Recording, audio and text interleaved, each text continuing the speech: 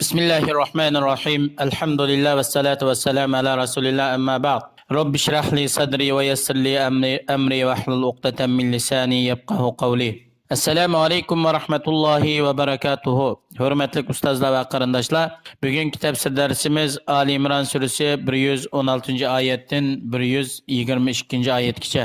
A'udhu billahi minash shaytonir rojim. Bismillahir rohmanir rohim. Innal ladzina kafaru lan tughniya anhum amwaluhum wa la auladuhum minallahi shay'a.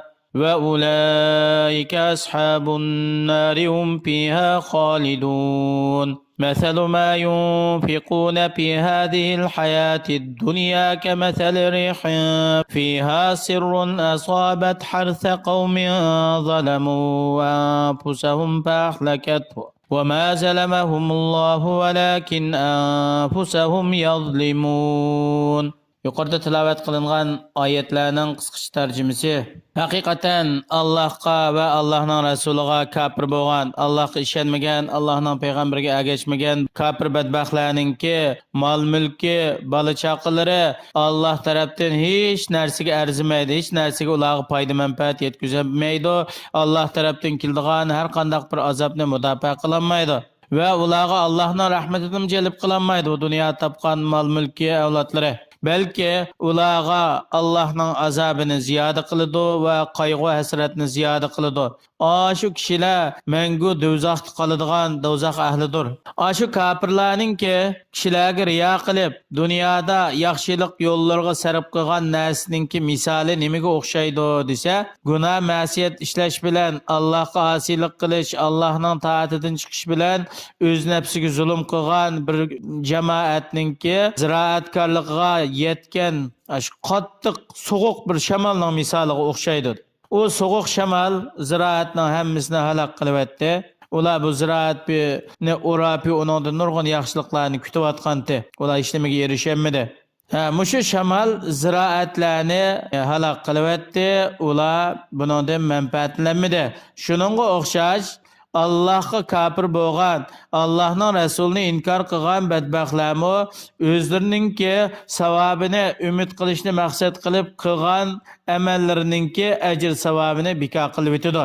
Iymon degan shart bo'lmaganlikdan. Alloh subhanahu va taolo bu ishda ularga qilchilikmi zulm qilmadi. Haqiqatan bular Allohga kafir bo'lish, Allohning avatgan elchilarini, Allohning oyatlarini inkor qilish orqali o'ziga zulm qildi. Shu sababdan bu azobga duchor bo'ldi.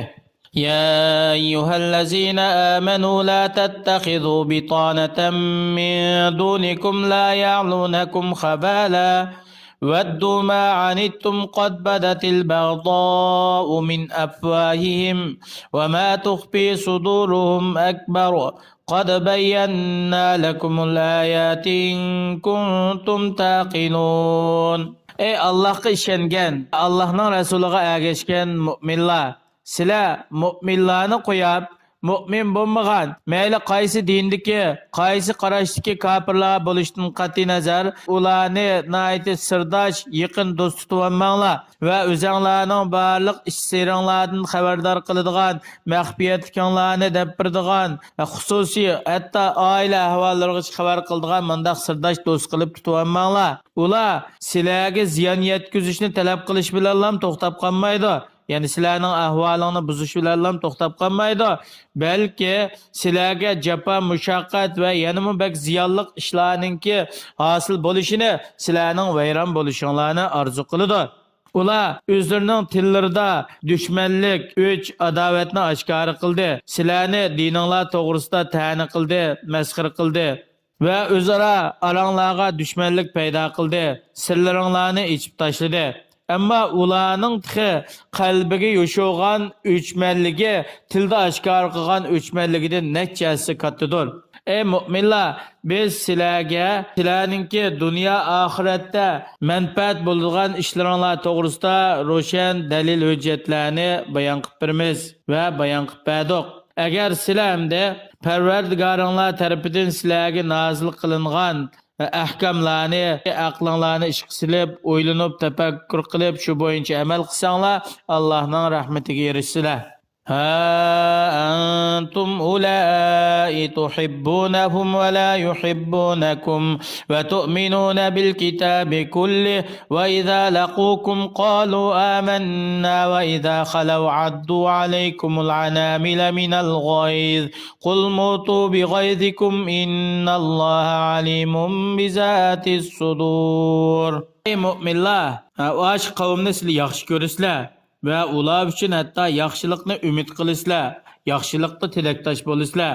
Vaholatidagi ular sizlarni yaxshi ko'rmaydi, sizlarga hargizmi yaxshilik tilmaydi yoki yaxshilikqa tilakdosh bo'lmaydi. Balki ular sizlarni tish tirnog'igacha o'chkiradi. Sizlar kitoblarning hammasiga, ya'ni ularga nozil qilingan bo'lsin va ulardan ilgirki va keyingi payg'ambarlarga nozil qilingan hamma kitoblarga ishonisizlar. Ular bo'lsa Allah subhanahu va taolo sizlarning payg'ambaringlar Muhammad alayhisalomga nozil qilgan Qur'oni Karimga ishonmaydi. Ular sizlar bilan uchrashgan vaqtida og'zakilam voy biz sizlarning dininglarga ishondik, sizlarga nozil qilgan kitobga ishondik deb qo'ydi. Ammo ularning ba'zi bilan yolg'iz qolgan vaqtida nihoyatda g'am andisha ochiq yutqanlikdan barmoqlarining atrofini tishlaydi. Nimaga desa, sizlarningki bir aqida, bir dinda bo'lganliginglar va sizlarningki bir kalimaning ostiga to'planganliginglarga va islomning izzat, shon, sharaf topganligiga hasad qilib barmoqlarini tishlab ketadi deydi. Ular doim shu xorliq ustida bo'ladi. Ey Allohning payg'ambari, ash qavmga aytib qo'yginki, sizlar o'lganga qadar shu g'am yutib, ochiq yutib barmoqlaringlarni tishlagan holatda qolib qolinglar. Allah subhanahu wa ta'ala ularninki dilidagi iymonnimi, kufrnimi, yaxshiliknimi, yomonliknimi, ko'ngliga nimani pukkan bo'lsa, uning hammasini bilib turadi.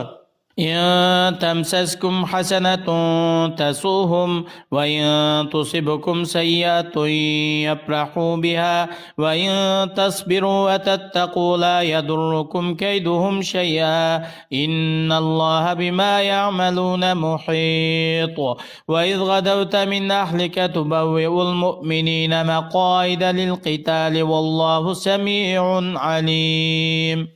Ey müminler, eğer sizlarga düşmanlar üstüden g'alaba qildigan va o'lji g'animat ilishdan iborat bir ne'mat ustunlik yetib qolsa, shuningga erishsanglar yoki sizlarningki mol-mulkinglar ko'payib, avlodlaringlar ziyoda bo'lib qolsa, ularga bu sababdan g'am qayg'u yetadi. Ular bundan qayg'urib ketadi. Agar sizlarga bir musibat yetsa yoki ya'ni dushman sizlardan g'olib kelib qolsa yoki sizlarning mol-mulkinglar kamayib ketsa, bolalaringlar vafot bo'lib ketsa, ular buning bilan xursand bo'ladi. Va sizlarni bular turli so'zlar bilan haqoratlaydi. Agar hamda sizlar ularning ishlariga sabr qilsanglar, Allohning taqdiriga sabr qilsanglar va ularga bo'lgan g'azablardan saqlanib, ochig'inglarni ichiga yutib sabr qilib tursanglar, ularning hiyla-mikri, aziyatlari sizlarga hech narsani ziyon yetkazmaydi. Haqiqatan Alloh subhanahu va taolo ularningki hiyla-mikr, saxtpazlik ahvollarining hammasini yaxshi bilguchidir. Allah ularni xor bo'lgan, rasvo bo'lgan holatga qaytardir.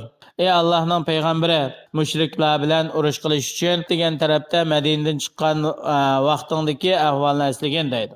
Sen shu vaqtida mu'minlarni urush maydonida o'zining o'rinlariga, ya'ni turadigan o'rinlariga o'rinlashtirding va har biriga o'zininki turadigan o'rinni bekitib berding. Ya'ni o'qchilarni do'nglikning ustiga, piyodalarni oldin tarafga, otliq qo'shinni keyin tarafga degandek urush tartibi bo'yicha askarlarni o'z yo'liga o'rinlashtirding. Alloh sizlarning so'zinglarni anglag'uchi va ish-harakatlaringlarni bilib turg'uchidir. Bu oyatdan ilinadigan foydalar mu'minlar kafirlarni o'zining barliq ich ahvolini, sirlarini to'kadigan, hal-mun qiladigan, bak yaqin sirdosh qilib olishdan qattiq cheklangan. Kafirlarning mu'minlarga bo'lgan adovatlarida bir qancha shaklda bo'lib, buning shakllaridan musulmonlarga bir musibat, balo, qazo, qiyinchilik, mol-mulk kamayib ketish yoki ofatlar yetib qolsa, ularni ayt xursand bo'ladi. Ammo ularga yaxshilik, shon, shuhrat, ajr, g'animat yetib qolsa, bular xafa bo'lib, ochiq yetib ketadi. Hamda kafirlarning hiyla-mikridan va aldamchiligidan saqlanish nima bilan bo'ladi desa, sabrchanlik bilan bo'ladi va o'ziningki ularning ilm fikrlaridan qo'rqib qolganligini oshkor qilmasdan o'zini mustahkam tutishi bilan bo'ladi. Ondan qolsa Allohga bo'lgan taqvolik va kuch-quvvat, qalbi nusratning sabablarini tutish va uningga tayyorlik qilish bilan bo'ladi. Alloh subhanahu va taolo hammalarni Allohning diniga yordam beradigan, Alloh uchun barlig'imizni ataydigan, kofirlarning hiyla-mikrlariga aldanmaydigan, haqda mustahkam turadigan haqiqiy tavhid ahlidan bo'lishga va shu e'tiqod bilan Alloh o'ziga uchrashishga muyassar qilsin. Vassalomu alaykum va rahmatullohi va barakatuh.